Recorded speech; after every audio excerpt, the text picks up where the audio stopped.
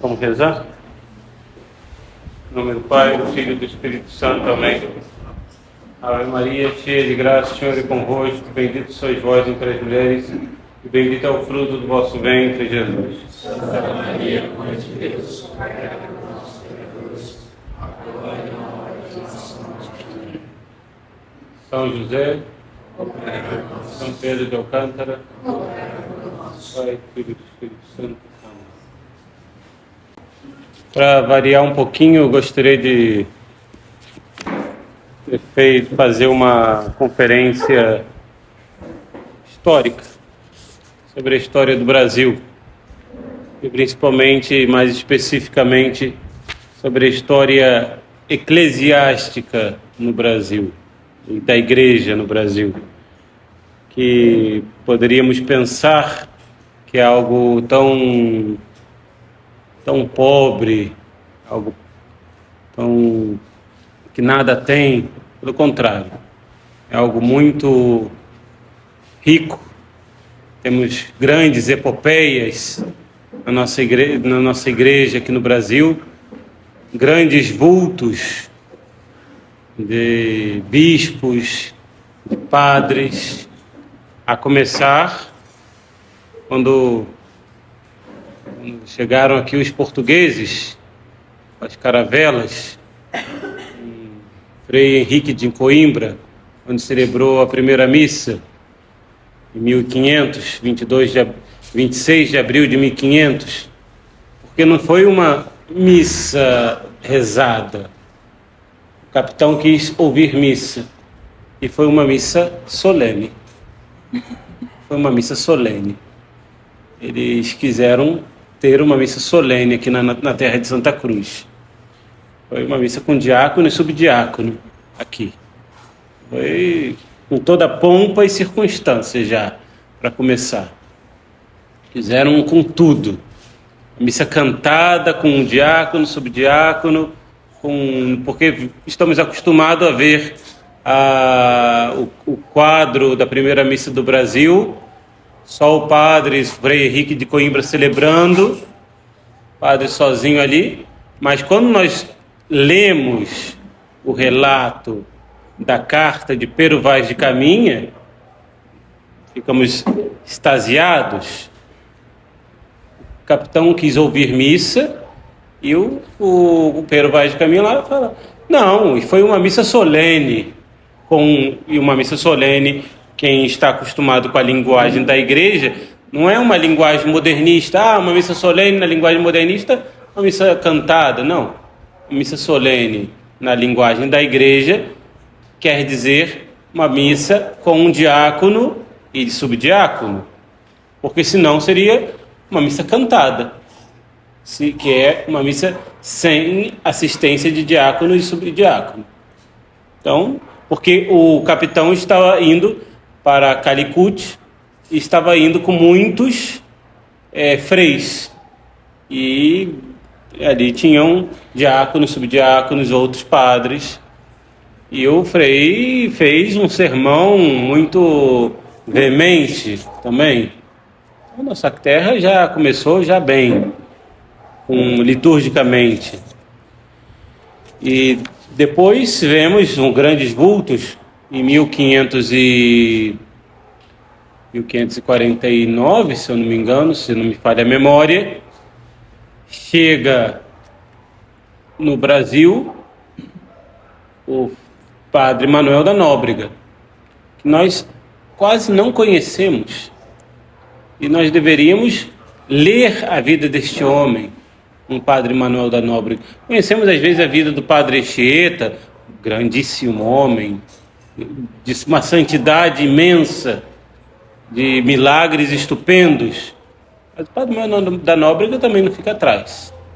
O padre Manuel da Nóbrega. Ele começa a evangelização aqui do Brasil. Quando ele chega aqui no Brasil, 1549, com Tomé de Souza, ele começa a evangelizar. Chega na Bahia, começa a evangelizar os índios, depois vai a São Paulo, a Piratininga, depois começa o Rio de Janeiro, e por aí vai. esse homem é um grande evangelizador. Deveríamos ter um priorado chamado Manuel da Nóbrega também, porque esse homem é um grandíssimo. E ele morre em 1570 no Colégio do Rio de Janeiro, o padre Manuel da Nóbrega. Um grande homem. E por aí vai. O Rio de Janeiro, o Brasil começa a florescer. E a primeira diocese do Brasil é Salvador da Bahia, em 1555. E os colégios jesuítas são os grandes bastiões do ensino. Não tem outra coisa. O primeiro bispo, que todos nós conhecemos, o Dom Sardinha, foi comido pelos índios, mas a gente pensa, chegou e já foi comido. Não, ele fica um bom tempo, depois que ele é comido, ele naufraga perto da costa de Pernambuco, e os índios terríveis de lá comem vários ali, antropófagos, e comem o bispo.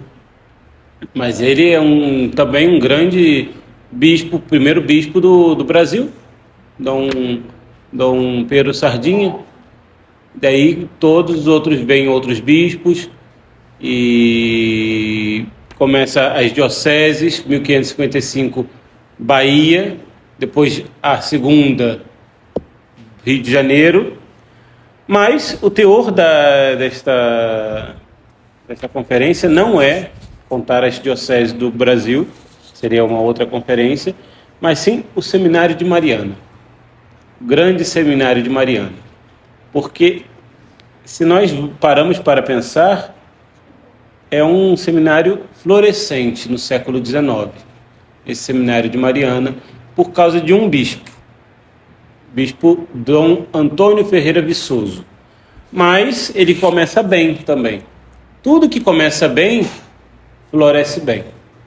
Se começa a coisa mal, a coisa vai mal. A história desse seminário data do século XVIII. O primeiro seminário do Brasil é também do século XVIII, de 1739. É o Seminário São José do Rio de Janeiro, do Frei de Guadalupe. É o primeiro seminário do Brasil, 1739. É o Seminário São José do Rio de Janeiro. Foi fundado nas fraldas do Morro do Castelo. Esse morro já não existe, ficava no centro do Rio de Janeiro. Ali tinha a igreja dos Capuchinhos, a igreja do São Sebastião. Ali tinha o colégio dos jesuítas. E esse morro foi arrasado no século XX, 1920. Foi demolido. Às vezes nós vemos, quando nós vamos no Rio de Janeiro, tem a Esplanada do Castelo. Ninguém entende. O que é a Esplanada do Castelo? O que significa isso? Porque ali tinha um morro chamado Morro do Castelo. Por que do Castelo? Porque ali tinha uma fortaleza, a Fortaleza do Castelo, Fortaleza de São Januário, que protegia a cidade do Rio de Janeiro. Quando eles fundaram o Rio de Janeiro no Morro de Pão de Açúcar, era um lugarzinho pequeno, era quase uma ilha, um mar. Não era um lugar propício. Fundaram ali, Estácio de Sá funda a cidade ali, mas depois eles vão para perto da Praça 15, a cidade. Então eles sobem para o morro. Quando nós vamos visitar Lisboa, nós vamos ver que Lisboa tem um morro e tem a Fortaleza São Jorge. É parecido. Quando eles vão para o Rio de Janeiro, eles também fundam o Rio de Janeiro num morro para proteger. O Rio de Janeiro é todo rodeado de mar. Então, para render o Rio de Janeiro era fácil. Então, eles têm que fundar várias fortalezas. Então, o Rio de Janeiro tinha o colégio dos jesuítas ali. E os jesuítas eram os que faziam toda a educação. O Frei de Guadalupe vai fundar, só no século XVIII, um seminário. Porque antes, toda a formação do clero estava sob a égide dos jesuítas.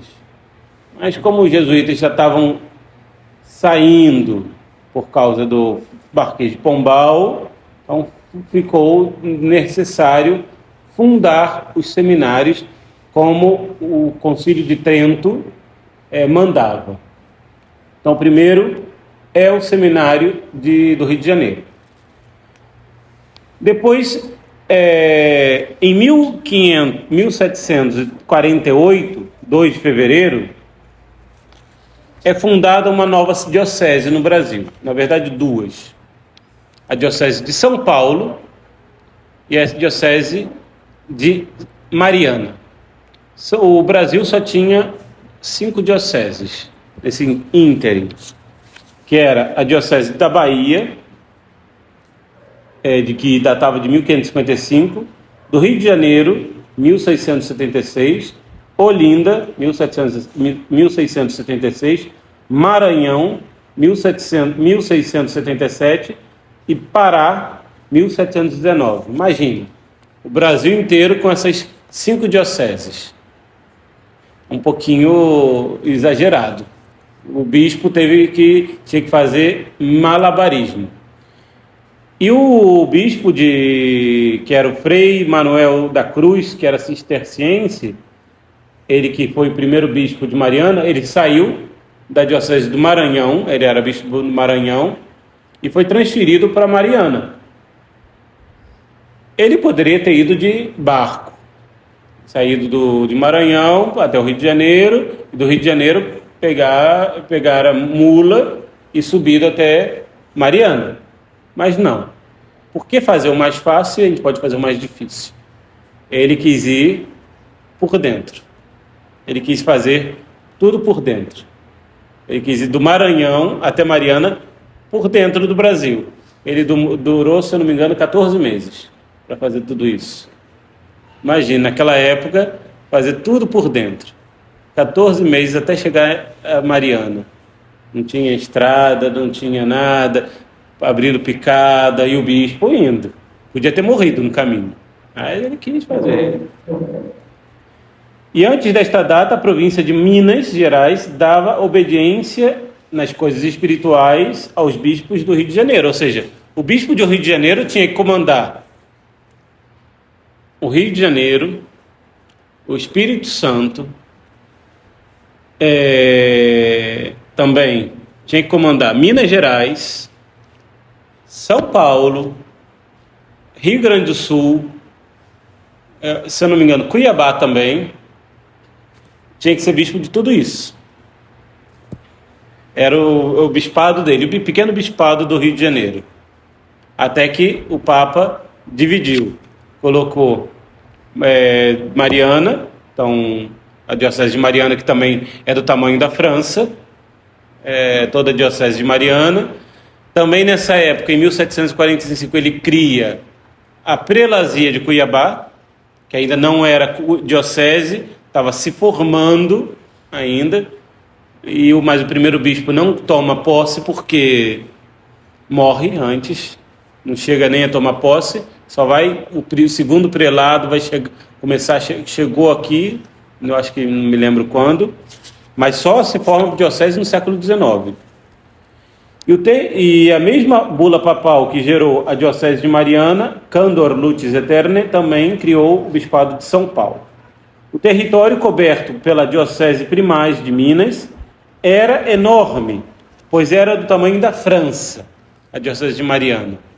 E só vai diminuir um pouquinho isso no século XIX, em 1868, quando se divide, quando Pio IX vai dividir a diocese de Mariana com Diamantina, quando cria a diocese de Diamantina, que aí diminui um pouquinho, mas o resto vai ficar enorme ainda, porque só São Pio X que vai criar novas dioceses em Minas Gerais.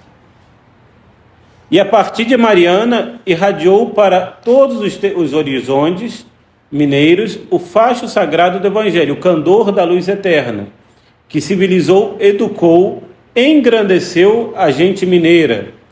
Em Mariana se ergueram sólidos umbrais da religião católica para os montanheses, as montanhas de Minas. E como foi o seminário? Logo que chegou o bispo lá na diocese, primeira coisa, antigamente tinha o seguinte, o costume de antes de o bispo chegar, alguém tomar posse da diocese para o bispo, como uma tomada de posse. Então alguém tomava posse pelo bispo, às vezes um cônego, alguém, já tomou posse da diocese, a diocese já é dele. Então ele chega em 1748, a diocese, e o seminário vai ser fundado em 1750, ou seja, 2 anos depois ele chegou. Logo que ele chega, ele já quer fundar um seminário, porque quando ele sai do Maranhão, como nós vamos ver aqui, eu vou ler uma carta dele para Dom João V, ele já queria fundar um seminário no Maranhão. Então já era desejo dele, mas ele foi transferido, então o desejo dele também foi transferido. Ele já leva esse desejo para Mariana. Então eu quero fundar um seminário em Mariana. E não só isso, é muito engraçado, é uma anedota. E quando ele chega em Mariana, naquela época era uma coisinha minúscula, e tinha só a matriz de Nossa Senhora da Assunção, que é a padroeira. Ele chega lá, ele vê a matriz, ele fala: eu quero um órgão de tubos na minha matriz, como eu não vou ter um órgão de tubos na minha catedral. Então ele escreve para o rei: mande-me um órgão de tubos, mande um órgão de tubos aqui para minha matriz, a minha catedral. E Dom João V manda um órgão de tubos. E o órgão de tubos de Mariana é um órgão muito raro, porque é um órgão irmão de uma igreja do Faro, lá em Portugal. E é um órgão muito parecido, e é um órgão alemão, e um órgão parecido, e é único, e até hoje funciona.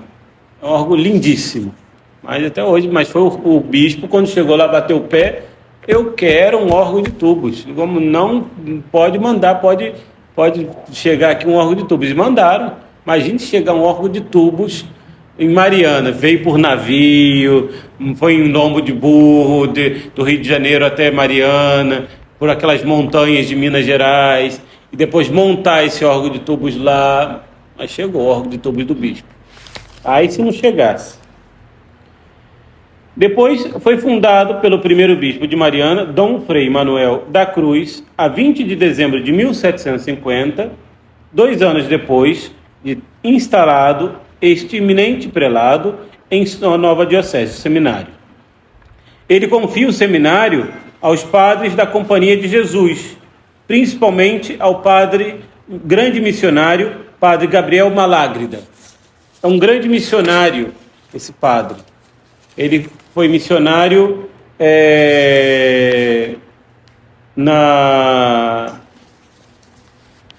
no Nordeste, em vários lugares, esse padre, e ele manda trazer esse padre para cá, lá para Mariana. E ele confia o seminário aos jesuítas.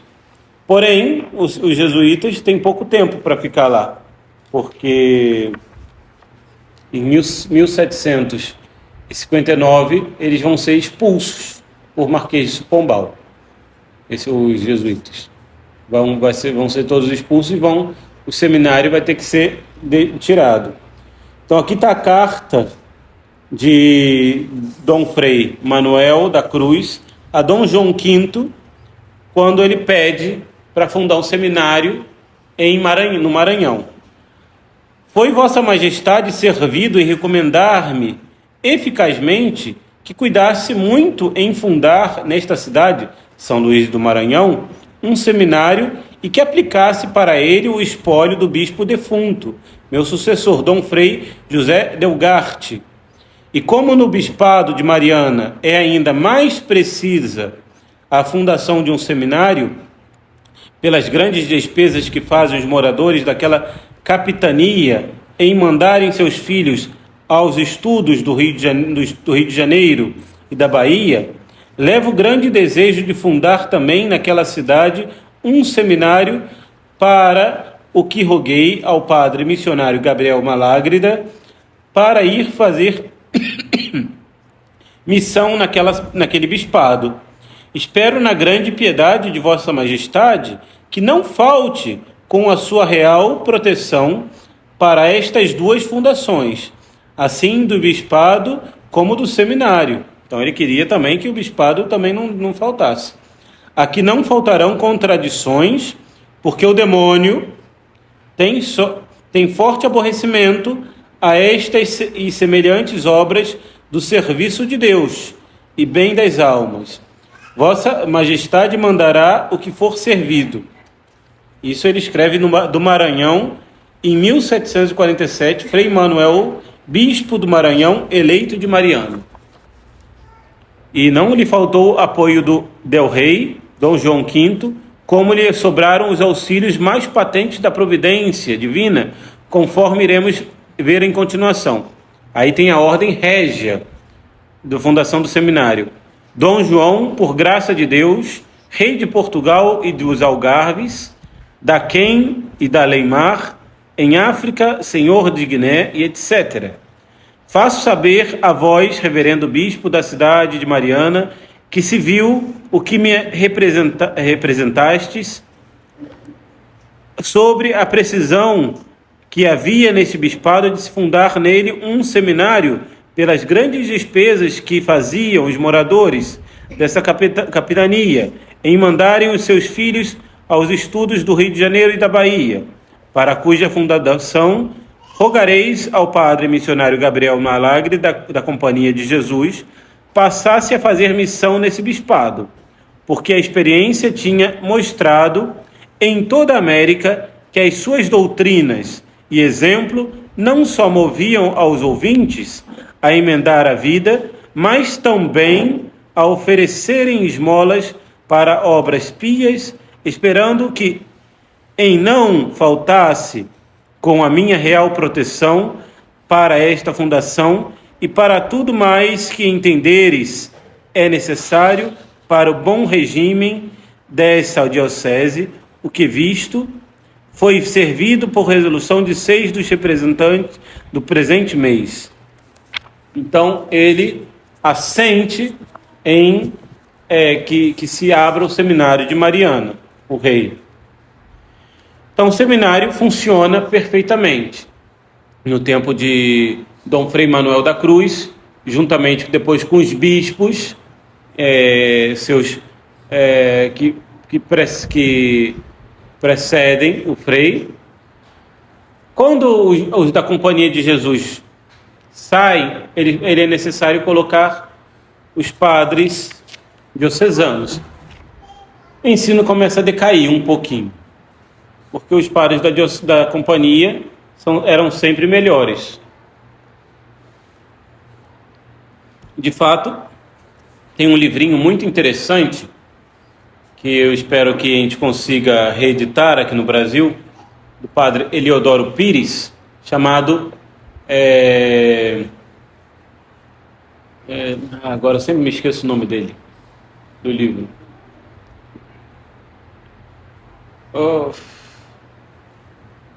Que fala sobre o que o esplendor do século XVIII aqui no Brasil.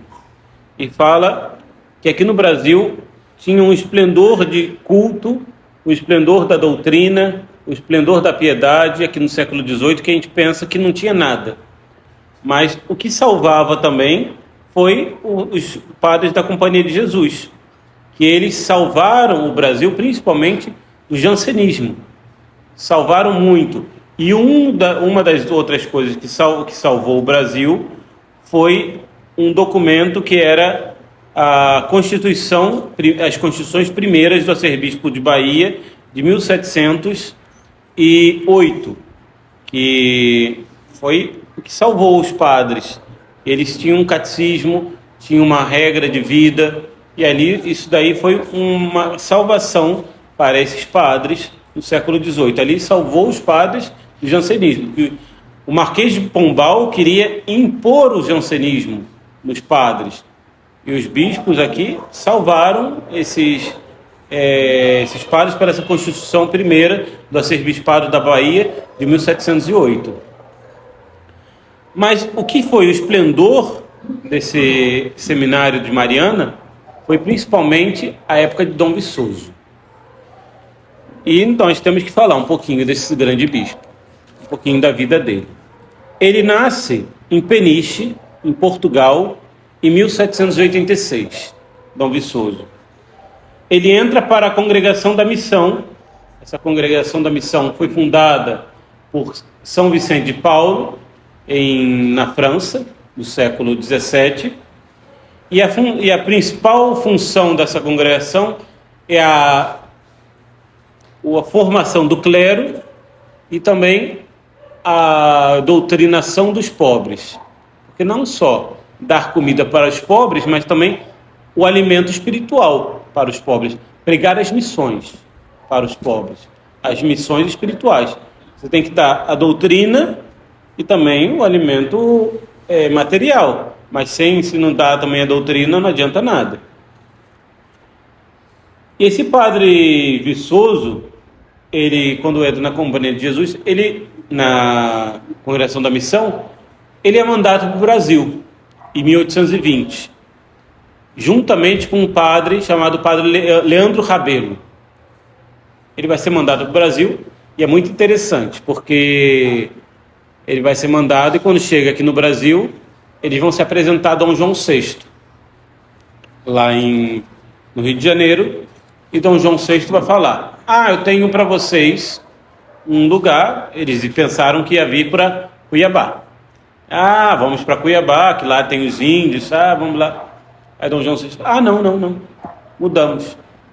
Vocês vão para Minas Gerais, porque morreu lá um irmão lá, e me deixou de herança um santuário, e eu não sei o que fazer.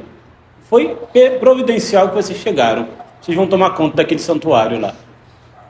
E que santuário é esse?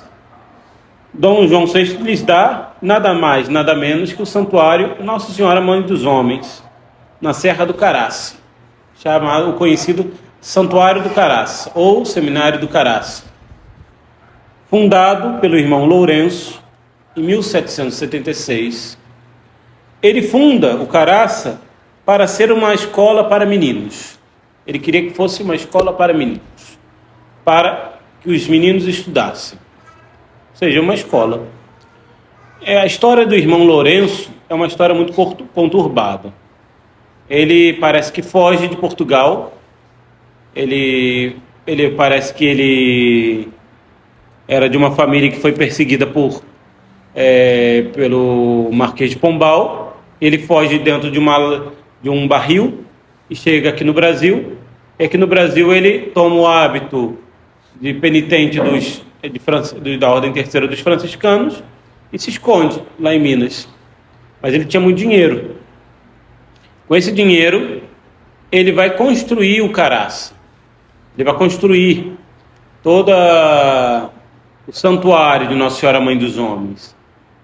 Ele constrói, ele tinha alguns escravos, e ele queria que fosse um colégio para meninos, um santuário e um colégio.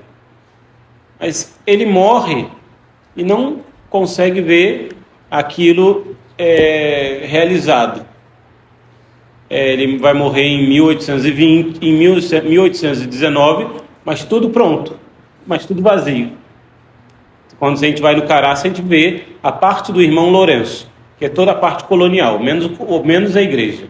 A igreja, depois a gente vê, a igreja foi construída no século XIX, é uma igreja gótica, totalmente gótica, é obra do padre Júlio Clavelin, um lazarista francês. É toda feita com pedras mineiras e toda feita estilo gótico. Não tem nada de argamassa ali, tudo com pedras mesmo, pedras mineiras. E o resto tudo colonial. E depois tem a parte do colégio, que foi construído depois, que pegou fogo, tudo. Mas aí o irmão Lourenço morre, não vê tudo realizado. Então ele ele deixa como testamento para Dom João VI. E o testamento ele fala que quer que seja uma escola para meninos. Então, quando chegam os padres Lourenço, os padres Antônio Ferreira Viçoso e o padre Leandro, Dom João, então, vocês mesmos. Toma aqui, ó. Aqui está o testamento do irmão, aqui está a minha carta, vocês vão para Mariana, se viram. Que? Não, a gente ia para Cuiabá. Não, vocês vão para lá. Se viram. E chegaram lá em Mariana e se viraram. Chegaram lá, e chegar em 1820, lá no Caraça, na Serra do Caraça, a lombo de burro, era uma aventura. Porque quando o bispo, na época do irmão Lourenço, foi lá abençoar, se conta nas crônicas que o bispo estava passando, o bispo se arrependeu, quase se arrependeu de chegar lá. O bispo olhava para os abismos, estava morrendo de medo no lombo de burro. Olhava para um lado, via um abismo, olhava para o outro. É um lugar assim, agora tem estrada maravilhosa, mas na época, então eles foram. E começou a florescer com um colégio, 1820. Então, Dom Antônio Ferreira Viçoso, padre, e começaram o colégio em 1820. Então, um dos colégios mais antigos do Brasil. Colégio Nossa Senhora Mãe dos Homens. E o padre Viçoso torna-se professor de lá de 1820 a 1835. Em 1835, depois de ele funda o seminário da Santíssima Trindade na cidade de Angra dos Reis, no Rio de Janeiro. Depois volta para o Caraça e em 1844 ele é nomeado bispo de Mariana. E Mariana estava órfã de seu bispo por mais ou menos uns 11 anos. Estava sem bispo, se eu não me engano. E como bispo de Mariana, Dom Viçoso tem a formação e a santidade do clero em primeiro lugar de sua vida episcopal. Ele chega numa diocese órfão já há anos de seu pastor. Logo que chega, o clero está bastante corrompido.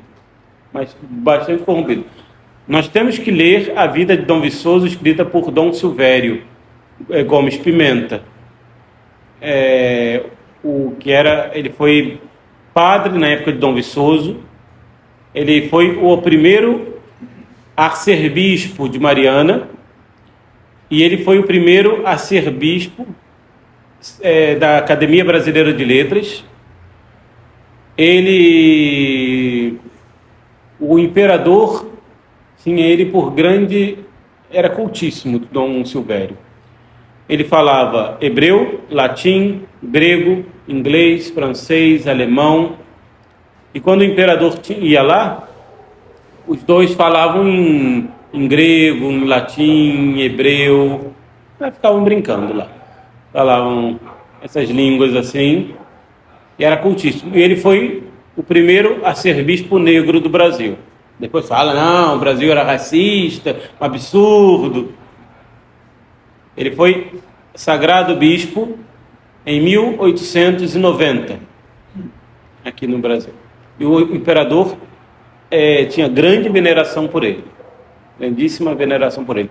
E Dom Viçoso, ele o ordena em 1850 e poucos, ordena padre, na diocese de Mariana.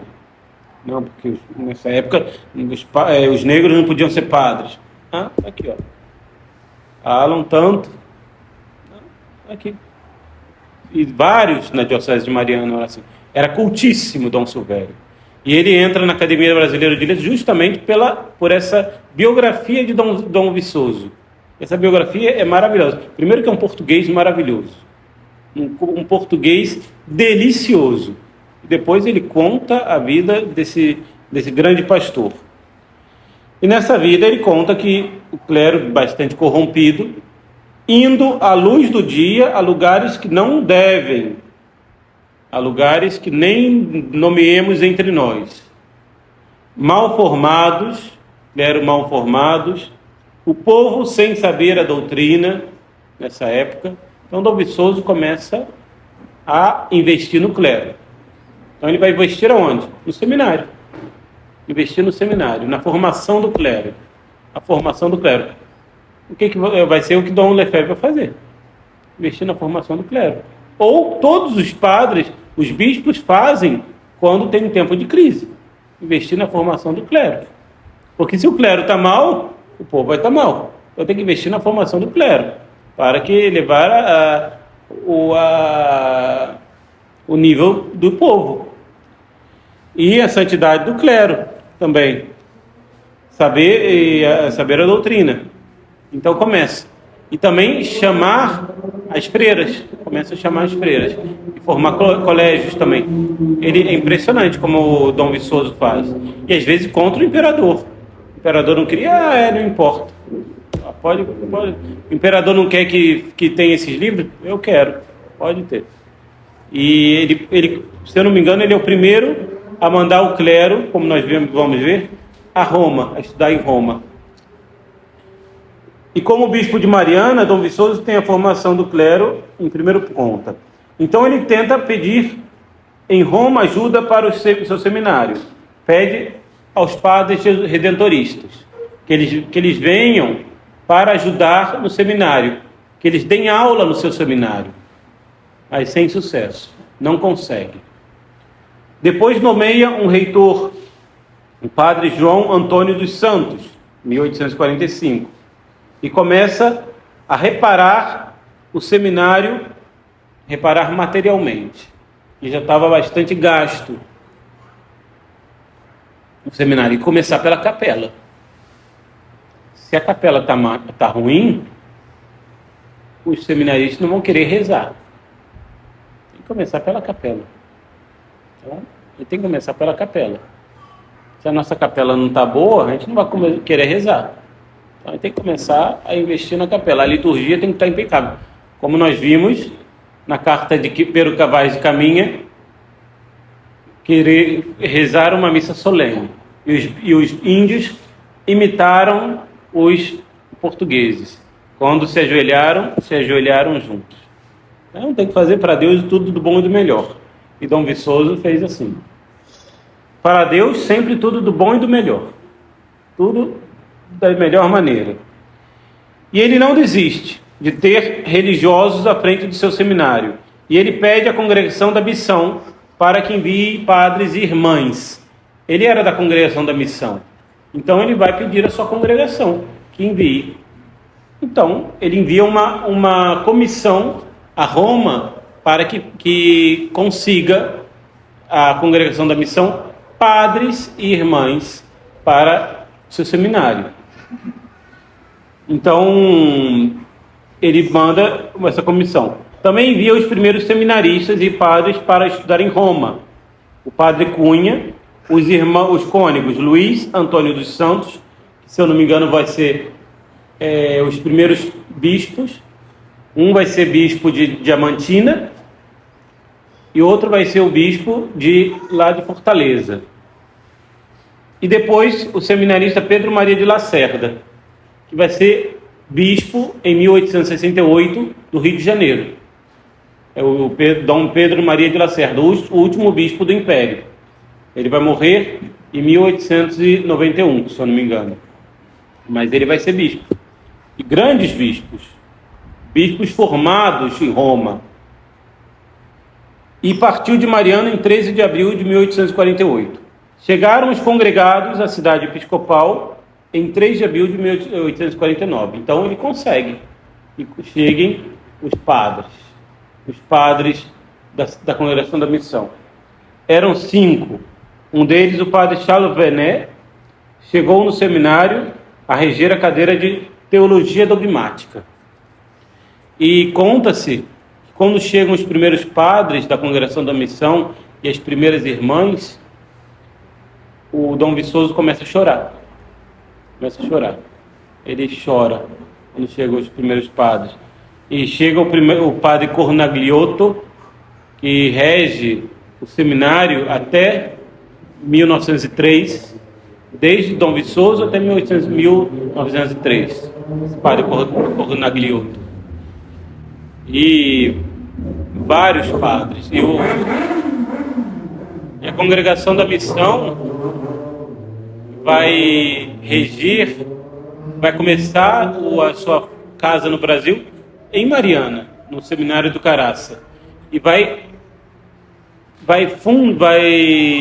fecundar o clero do Brasil e os seminários mineiros e os seminários, digamos assim, do Brasil, vários seminários do Brasil, vai formar o clero do Brasil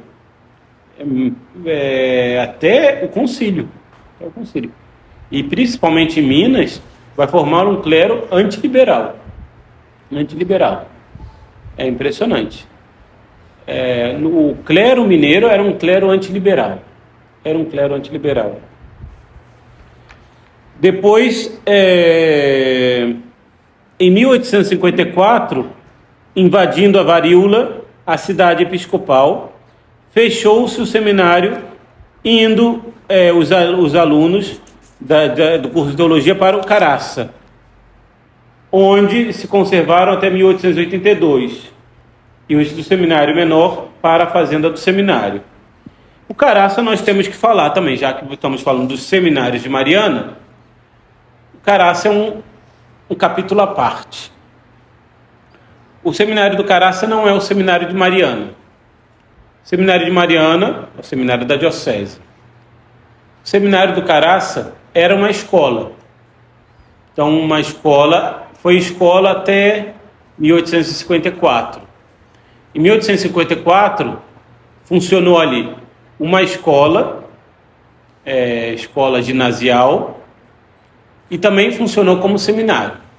Que aí o bispo Dom Viçoso manda os seus seminaristas do curso de teologia para lá.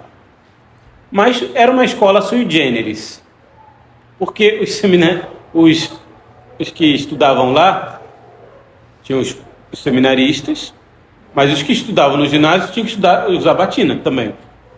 Então a gente vê, quando vê fotos do Caraça do século XIX, todos estavam de batina. É muito interessante. E era uma escola das melhores do Brasil. Ali estudou Afonso Pena, o presidente Afonso Pena. Ali estudou o presidente Arthur Bernardes. Uma das melhores escolas do Brasil. E ali foi como escola ginasial, digamos assim, até 1903. Em 1903, o colégio fecha, o colégio do Caraça, como colégio. E aí se abre a escola apostólica. O que é uma escola apostólica? Uma escola apostólica é um seminário menor. Então, o Caraça começa a funcionar como seminário menor da Congregação da Missão. Então, ali começa a ser o seminário menor da Congregação da Missão. E usando batina. E sempre usando batina. Então, continua. Vemos ali estudar um monte de seminaristas. De 1903 até 1968, quando pega fogo o colégio, parte do colégio, estudaram ali mais de 10 mil alunos na escola apostólica. E sempre de batina, sempre usando a batina. Era o uniforme do colégio. E se estudava muito no colégio. O lema do colégio era non multa sed multum. Não muitas coisas, mas muito aquilo que deve aprender. Ou seja, a gente não deve se dispersar em muitas coisas, mas estudar muito aquilo que deve ser estudado. E todos os relatos daqueles alunos que estudaram no Caraça é que amavam o Caraça, amavam a escola do Caraça. E era um estudo maravilhoso, estudavam mesmo, acordavam cedo, estudavam, tinham hora de recreação, mas estudavam. E eram os padres que davam todas as aulas, todas as disciplinas. E começou em 1820. O seminário de Mariana sai dali do Caraça em 1882, quando o Dom Benavides, o bispo de Mariana, pede para voltar para Mariana.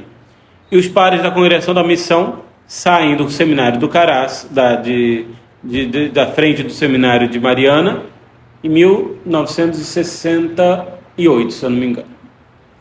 Então, isso é uma breve notícia do seminário de Mariana. Tem muito mais aqui, se alguém quiser ler, tem um pouquinho mais aqui escrito. Mas é uma breve notícia.